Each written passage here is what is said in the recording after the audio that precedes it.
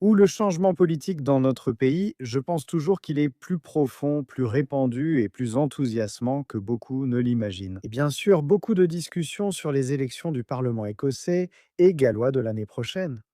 Mais il y a aussi les élections du Conseil de Londres. Et même à Londres maintenant, on voit une montée massive du soutien à la réforme qui va donner des sueurs froides au Parti travailliste. Bien sûr, à Londres comme ailleurs, les gens veulent vivre dans un pays sûr, une ville sûre, avec de bons emplois et une bonne qualité de vie. Et malheureusement, l'immigration de masse a énormément nui à cela à Londres. Je veux dire, regardez ces chiffres de croissance démographique totalement ridicules. L'ONS prévoit que la population de Londres augmentera de près de 7% en 10 ans.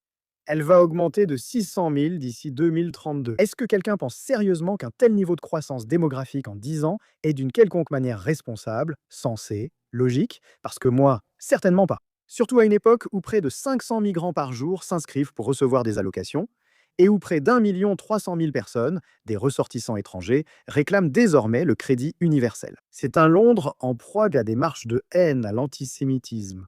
C'est un Londres en proie au vol à l'étalage. Et sous la surveillance du maire Sadiq Khan, il ne fait aucun doute que Londres a décliné. Il faudrait ignorer toutes ces statistiques, toutes ces réalités. Maintenant, notre capitale a une réputation internationale de ne pas être sûre, complètement hors de contrôle. Et donc cela nous amène à une situation où, même à Londres, Reform pose maintenant un sérieux défi au Parti travailliste. Parce que dans les derniers sondages, comme vous pouvez le voir ici, les travaillistes sont à 32%, mais Reform n'est pas si loin derrière, relativement à 23%. Donc les travaillistes sont passés de 43 à 32% à Londres. C'est un sondage de Savanta.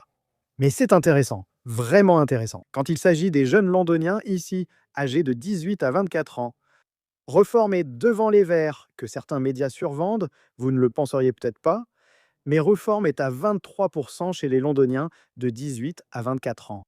Oui, je trouve cela intéressant.